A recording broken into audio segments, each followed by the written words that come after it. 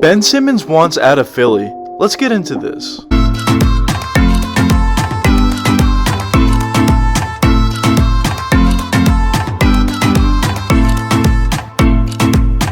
Quickly before we get the video started, if you guys enjoyed this video and want to see more NBA content just like this one, please hit that subscribe button and that post notification bell. Anyways, back to the video. Coming into the NBA, after being drafted #1 overall in the 2016 NBA draft to the Philadelphia 76ers, there were sky-high expectations for Ben Simmons. A lot of people were comparing Ben Simmons to LeBron James, and even some people took it a step further and said that Ben Simmons actually would be the next LeBron James and the closest version we have to LeBron. But you may ask, why were so many people comparing Ben Simmons to LeBron James? Now, of course, there are a bunch of different reasons that I'll get more in depth into later in the video, but the biggest reason is due to the fact that Ben Simmons is 6'11" and he has amazing point guard skills. Ben Simmons is probably one of the best players we do have in the NBA in terms of his playmaking and passing ability, mostly due to the fact that he's 6'11" and can really see over the defenses and has those long arms to make crazy passes that other point guards might not have been able to make. And of course, we all know that LeBron James is one of the best passers we do have in the NBA. At that 6'9" size, at that small forward position, LeBron James is basically just a tall point guard out there, and Ben Simmons coming into the NBA was seen as the same thing. Now, after Ben Simmons' traditional rookie season ended up in injury and he didn't play whatsoever, ever since Ben Simmons started to play in his second season moving on for the Sixers, he's been playing amazingly well. In the NBA, he was showing and excelling at a lot of the things that people were excited about going into the NBA for Ben Simmons. He was proving the ability to be an amazing point guard at the 6'11" size, just being a fantastic playmaker, always finding the wide open teammate from three, from the corner, from the wing, up top of the key, or one of his teammates cutting all the way to the basket for an easy layup or dunk. Ben Simmons was always going to find that wide open player. And the biggest thing about Ben Simmons, of course, besides being that 6'11" size, also very long arms, being able to see over the defense and make passes other point guards otherwise wouldn't have been able to make. But the biggest thing about Ben Simmons is obviously, as I mentioned before in the video, he's 6'11". So on the defensive side of the ball, he can easily grab the rebound and push the pace to the other side of the ball, putting a ton of pressure on the defense. And on the fast break, he can either finish with a wide open dunk or layup for himself, kick out to one of his teammates for a wide open 3-point shot, or maybe pass to one of his teammates for a wide open dunk or layup as well. It just helps his team out so significantly in terms of winning to just steal easy baskets in the fast break, and that's the biggest thing that I think is so impressive about Ben Simmons. Now, of course, this doesn't happen all the time, but typically when you look at an NBA roster, usually the worst defender on the team is the point guard. Not because they're not putting in enough effort, but it's just due to the fact that they're the shortest player on the team, and most people that they're going to be defending are going to be bigger than them, and just due to that fact, it's going to make it easier for them to score on those players. But when you look at the Sixers and who they had Ben Simmons at that point guard spot, of course that was not the case. Not only was Ben Simmons at that 6'11" size, which gave him an upgrade and an advantage on the offensive side of the ball at that point guard position, it also did on the defensive side. Ben Simmons was not only a good defender because of his size, he was an amazing defender in general. He was very mobile, very long arms, big hands to get those passing lane steals. He was just a very, very good defender overall, and he probably should have won the Defensive Player of the Year this previous season. He's always going to guard the opposing team's best player. So when you're talking about typically the point guard on your team is usually the worst defender and kind of a liability at times. Certain players, of course, are exceptions to the rule. And now you talk about on the defensive side of the ball, not only do you not have a smaller point guard on your team, but in that point guard position, you have an absolutely elite defender in Ben Simmons. Of course, that helps out your team pretty tremendously and really promotes winning for your team. And when you look at the Philadelphia 76ers on the defensive side of the ball over the past few seasons, ever since Ben Simmons has gotten there, they've always been a very, very good defensive team, and I don't personally think that's a coincidence either. Now, of course, one player can't completely change the defensive side of the ball for a whole team. Of course, it's a team effort, and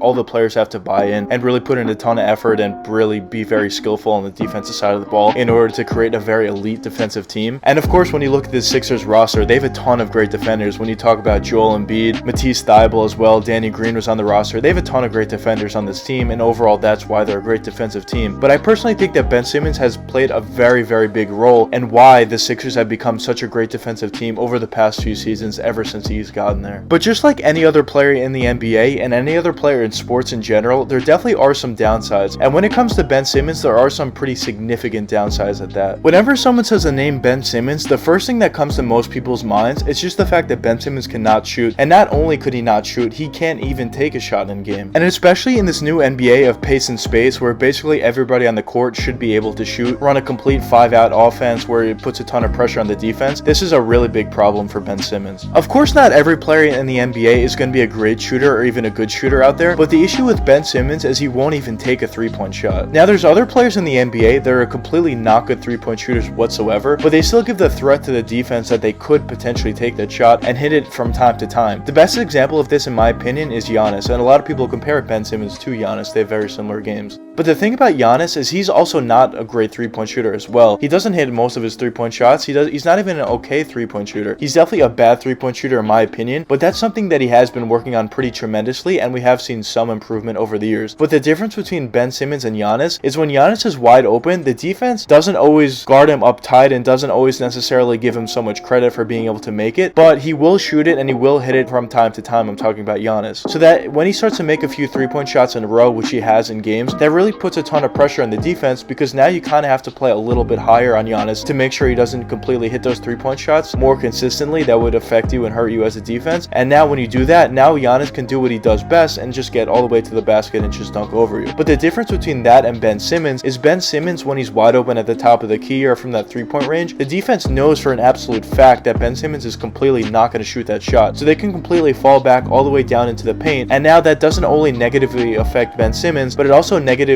affects his whole team, because now there's no spacing on the team and nobody else on his team can drive to the basket, because even when Ben Simmons is off ball, his defender doesn't need to respect him whatsoever from that 3-point range, so they can consistently play him in the paint and just sit in the paint all day. And whenever a different player on Ben Simmons' team tries to get to the basket, there will be 2 defenders on him, just making it so much more difficult for everybody else on his team. And now another issue about Ben Simmons that kind of plays into his inability to shoot that 3-point shot is his confidence. And last season, especially in the playoffs, we really saw Ben Simmons struggle with his confidence. We all know that one big play against the Atlanta Hawks in the clutch where Ben Simmons had a wide open layup or dunk and he decided to kick it out. Of course, that shows a real lack of confidence if he's not even willing to put up a layup or dunk. But just in general, besides that play, Ben Simmons really did struggle with his confidence as a whole in that playoffs. And that's definitely a pretty big concern going forward for whatever team wants to get Ben Simmons, or if the Sixers still want to keep him, which doesn't look like at this point. It seems like both Ben Simmons and the Sixers at this point don't want to stay with each other, so he'll probably be on a new team. So whatever new team decides to trade for Ben Simmons, that's definitely something that they need to look at, is his confidence, and if they could actually get that confidence back for Ben Simmons. Because in my opinion, I think a lot of people think Ben Simmons is done and he's no longer a star or even a decent player. I personally think this guy can potentially definitely be a superstar going forward, and I'm very, very happy and confident to see what this guy could do going forward. But I think the biggest key for him is just, of course, get your confidence back. That's the biggest thing for any player. But now let's get into the reason why you guys clicked on the video. So of course, there's been reports recently that Ben Simmons finally got fed up with the Philadelphia 76ers and wants out of there. There's also been reports earlier, I made a few videos on this, that the Philadelphia 76ers right after that playoff series wanted to trade Ben Simmons and didn't want him anymore. And now finally Ben Simmons also doesn't want to be with the Sixers. So both sides don't want to be with each other anymore. So you would think finally at this point Ben Simmons should get traded soon. The reason why Ben Simmons wasn't traded already is because the Sixers offer, or what they want for Ben Simmons, is just completely ridiculous. So I think at this point, the Sixers need to realize that their offer is just terrible and they have to lower their expectations, or if they don't do that, they're just going to be stuck with Ben Simmons. And at this point, both parties don't want to stay with each other. So it's a bad look if they don't trade Ben Simmons, is my opinion. So I think sooner rather than later, Ben Simmons should get traded, you would think. But in my opinion, what do I think would be the best case scenario for Ben Simmons to really work hard and just completely get his confidence back in order to become the player that I think he's definitely capable of? I personally think a team that would be good for Ben Simmons would be a team that doesn't necessarily have expectations or is really a good team. If Ben Simmons can go to a team where there's not too much pressure or any pressure on Ben Simmons to win right away, and Ben Simmons could really just work on himself and work on his confidence and be the best player on that team and really just play well that season, I think his confidence could completely come back and he can definitely be right back on track to becoming that superstar player that he definitely was on track to before this happened. A pretty good situation for Ben Simmons, I think, could be the Sacramento Kings. I know they definitely did have some interest. They have a ton of point guards, but if they wanted to get Ben Simmons, they're going to have to trade some of them anyway. So the Kings definitely would be a decent situation for Ben Simmons. Another team would be the Orlando Magic. I don't even know if they have interest or would even want him or can even get him. But I just think a team like that just is not really a great team, and Ben Simmons could just go there and not really have too many expectations going into the season in terms of having to win a championship right away. I think that would be a really good situation for Ben Simmons. Just work on himself. But overall, we just got to wait and see what happens in terms of the Sixers, if they actually trade Ben Simmons or not. But anyways, let me know what you guys think in the comments. Do you think the Philadelphia 76ers are finally going to trade Ben Simmons pretty soon, or do you not think they will? But anyways, I hope you guys enjoyed the video, and if you did enjoy, please leave a like and subscribe and hit that that post notification bell. It really helps me out a lot. Until the next time, peace out, guys.